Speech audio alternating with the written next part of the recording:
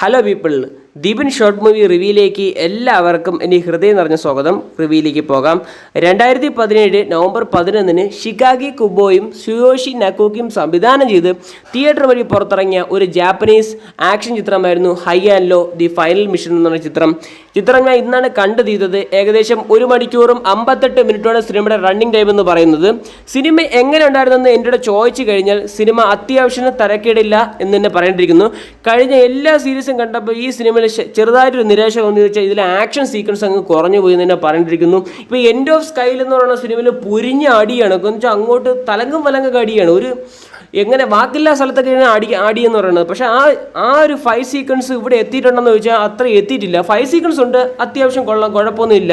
പക്ഷേ ആക്ഷൻ ഇത്തുകൂടെ കൊടുക്കാമായിരുന്നു എന്നെൻ്റെ വ്യക്തിപരമായിട്ടുള്ള അഭിപ്രായമാണ് ഞാൻ പറയാൻ പോകുന്നത്. ഒരുപാട് ഞാൻ ഇത്തുകൂടെ പ്രതീക്ഷിച്ചു. ഇതിൻ്റെ എൻഡ് ഓഫ് സ്കൈയുടെ ഈ ഇൻ്റർവ്യൂലൊക്കെ കണ്ടിട്ട് നല്ല ഞെട്ടിത്തെറിച്ചിരിക്കുകയായിരുന്നു. അപ്പോൾ തേടിനുള്ള ഒരു ഇതാകുമ്പോൾ വിചാരിച്ചു വലിയൊരു തീയായിട്ട് മാറുമെന്നാണ് ഞാൻ വിചാരിച്ചത്. പക്ഷേ ആ തീ ചെറുതായിട്ടൊന്ന് താന്നു എന്നാണ് എനിക്ക് തോന്നുന്നത് ഈ സിനിമയിൽ. പക്ഷേ സിനിമ കൊള്ളാം, അടിപൊളി സിനിമ തന്നെയാണ്.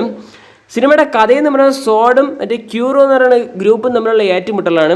ഈ ഗ്രൂപ്പിന് സോഡിനെ കീഴടക്കി അവരെ അടിമകളായിട്ട് വാഴ്ത്തണമെന്നാണ് ഇവരുടെ ആഗ്രഹം. ആ ആഗ്രഹത്തിൽ നിന്ന് നമ്മുടെ സോഡും ഗ്രൂപ്പും എങ്ങനെ രക്ഷപ്പെടുമെന്നുള്ള കഥയൊക്കെയാണ് പറഞ്ഞു പോകുന്നത്. അതുമാത്രമല്ല, ക്യൂറോയുടെ ഗ്രൂപ്പിനെ തുലയ്ക്കാൻ വേണ്ടി നമ്മുടെ സോഡ് പദ്ധതിയിടുന്ന സാധനങ്ങളെല്ലാം കിടില സാധനങ്ങളാണ്. ആ രംഗങ്ങളൊക്കെ കിടിലുമാണ്. എല്ലാം പ്ലാനൊക്കെ ചെയ്തിട്ട് ആ ഗ്രൂപ്പൊക്കെ വന്ന് ഒന്നിക്കുമ്പം എല്ലാം കൂടെ കൊണ്ട് രോമാഞ്ചിഫിക്കേഷൻ തന്നെങ്കിലും ഇത്തുകൂടെ ആക്ഷൻ സീക്വൻസ് കൊടുക്കാനുള്ളതായിരുന്നു. എടുത്തു പറയേണ്ട കാര്യം എന്ന് വെച്ചാൽ എനിക്ക് ചെറിയ നിരാശയിട്ട് തോന്നി വെച്ചാൽ ഈ ആക്ഷൻ സീക്വൻസ് കുറഞ്ഞു പോയി, അത്രയേ ഉള്ളൂ എനിക്ക് പറയാനുള്ളത്. ബാക്കി സിനിമയ്ക്ക് ഒരു പ്രശ്നവുമില്ല. സ്റ്റോറി നറേഷൻ ആയാലും ആ ക്യാരക്ടേഴ്സിൻ്റെ അഭിനയമായാലും ഒരു കോംപ്രമൈസും വരുത്താതെ തന്നെ എല്ലാം ഭംഗിയായിട്ട് ചെയ്തു വെച്ചിട്ടുള്ള ഒരു ജാപ്പനീസ് ചിത്രം. കാരണം എൻ്റെ ജീവിതത്തിൽ ജാപ്പനീസ് ചിത്രം കണ്ടതിൽ എനിക്ക് ഏറ്റവും ഇഷ്ടപ്പെട്ടത് റൊണോണിക്കേഷനും പിന്നെ ഇപ്പോൾ ഇറങ്ങിയ ഹൈ ആൻഡ് ലോ എന്നുള്ള ചിത്രമാണ്. ഞാൻ ജാപ്പനീസ് അത്ര കാണാറില്ല, പക്ഷേ ഇതൊരു ആക്ഷൻ സിനിമകളെ ഞാൻ ഭയങ്കര ഇഷ്ടപ്പെടുന്ന ഒരാളും കൂടെയാണ്. അപ്പോൾ സബ് ടൈറ്റിൽ വെച്ച് കാണാൻ ശ്രമിക്കുക, അല്ലെങ്കിൽ പണി പാളും. ഈ സിനിമയോടുള്ള എല്ലാ പ്രതീക്ഷയും നിങ്ങൾക്ക് പോകും. സബ് ടൈറ്റിൽ വെച്ച് കാണാൻ ശ്രമിക്കുക. ഈ സിനിമ കാണാൻ താല്പര്യമുണ്ടെങ്കിൽ ഈ സിനിമ നെറ്റ്ഫ്ലിക്സിലൊക്കെ അവൈലബിൾ ആണ്. അപ്പോൾ അവിടെ ചെന്ന് കണ്ടു നോക്കുക. നിങ്ങൾക്ക് തീർച്ചയായിട്ടും ഈ സിനിമ ഇഷ്ടപ്പെടാതിരിക്കാം. അത് നിങ്ങളുടെ ഒരു മൈൻഡ് സെറ്റ് ആയിരിക്കും. ഇത് എൻ്റെ വ്യക്തിപരമായിട്ടുള്ള കാര്യമാണ്. ഞാൻ ഈ സിനിമ എനിക്ക് നിങ്ങളോട് എത്തിക്കണമെന്നൊരു ആഗ്രഹമുണ്ട്, അത്ര മാത്രമേ ഞാൻ ചെയ്യുന്നുള്ളൂ. കാരണം വെച്ചാൽ ഈ ഹൈ ആൻഡ് ലോ എന്നുള്ള സിനിമ അറിയാത്തൊരു ഇനിയും പേര് കാണും. അപ്പോൾ അവരൊരു ആക്ഷൻ സിനിമയൊക്കെ പ്രതീക്ഷിച്ചിരിക്കുന്നവരായിരിക്കും. റിവ്യൂ യൂട്യൂബിലൊക്കെ സെർച്ച് ചെയ്ത് നോക്കുമ്പം അപ്പം എൻ്റെ ഈ റിവ്യൂ കണ്ടു കഴിഞ്ഞാൽ അവർക്ക് എത്രമാത്രം ഉപകാരപ്പെടുമെന്ന് എനിക്കറിയത്തില്ല. ചിലപ്പോൾ ഉപകാരപ്പെടുന്നവരും ഉണ്ടാവാം.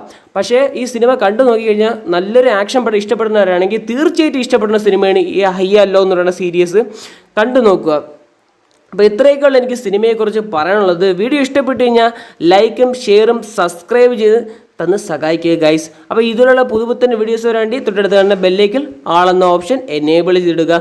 അതുമാത്രമല്ല, നിങ്ങൾക്ക് ഇനി അൺറേറ്റഡ് ആയിട്ടുള്ള സിനിമകൾ പരിചയപ്പെടുത്തണമെന്നുണ്ടെങ്കിൽ കമൻറ്റിൽ രേഖപ്പെടുത്തുക. അല്ലെങ്കിൽ നിങ്ങൾക്ക് അറിയാവുന്ന സിനിമ കമൻറ്റ് ബോക്സിൽ ഇട്ട് വെക്കുക. ഞാൻ എന്നെക്കൊണ്ട് പറ്റുന്ന റിവ്യൂ ഞാൻ ചെയ്യുന്നതായിരിക്കും. ഇപ്പോൾ വീഡിയോ കണ്ടതിന് വളരെയധികം നന്ദിയുണ്ട്.